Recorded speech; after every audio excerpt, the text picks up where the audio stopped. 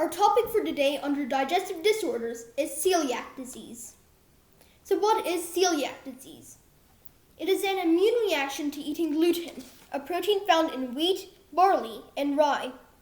Unlike gluten intolerance, celiac disease causes long-term damage to the lining of the small intestine. What is gluten? You see, wheat, barley, and rye are grains, one-seeded fruit, that are essentially a single cell. Gluten is found in the endosperm of the grain and contains water and an insoluble protein called gliadin. It is gliadin which triggers gluten intolerance, leading to celiac disease. How do you get celiac disease? Celiac disease is non-transmittable, but it is the presence of particular genes combined with our food supply and the environment which increases a person's chances of an immune reaction to gluten. Excessive gluten consumption damages the inner lining of the small intestine. Gluten causes a reaction that destroys villi. This is called villus atrophy, and it reduces the area that absorbs nutrients. So what are the symptoms? Not surprisingly, the main symptom of celiac disease is diarrhea and fatigue. Some of the side symptoms include bloating, anemia is few blood cells, and osteoporosis. However, there are no symptoms whatsoever is a huge issue if it is left untreated or unnoticed, which can be fatal. So, how is it detected?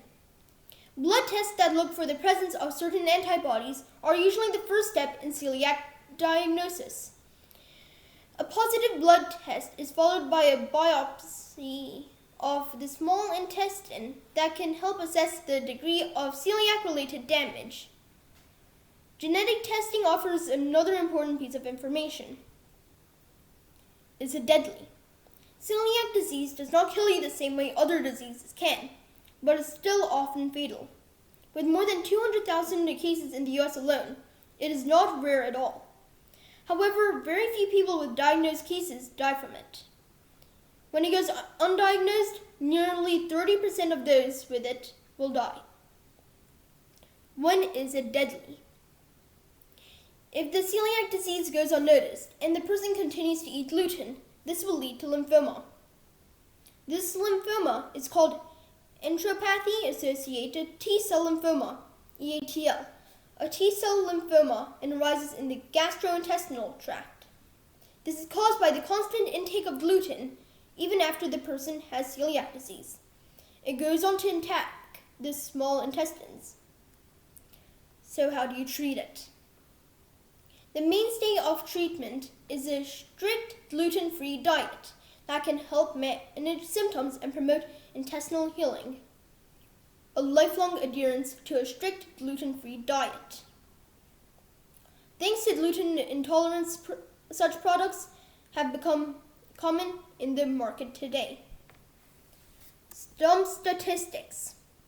New research shows that you can develop celiac disease at any age, even if you previously tested negative for this autoimmune intestinal disorder.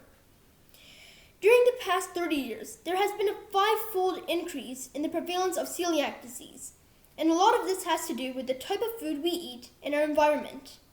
We can do a lot to improve our awareness towards it, which comes from changing the way we look at food. Thank you!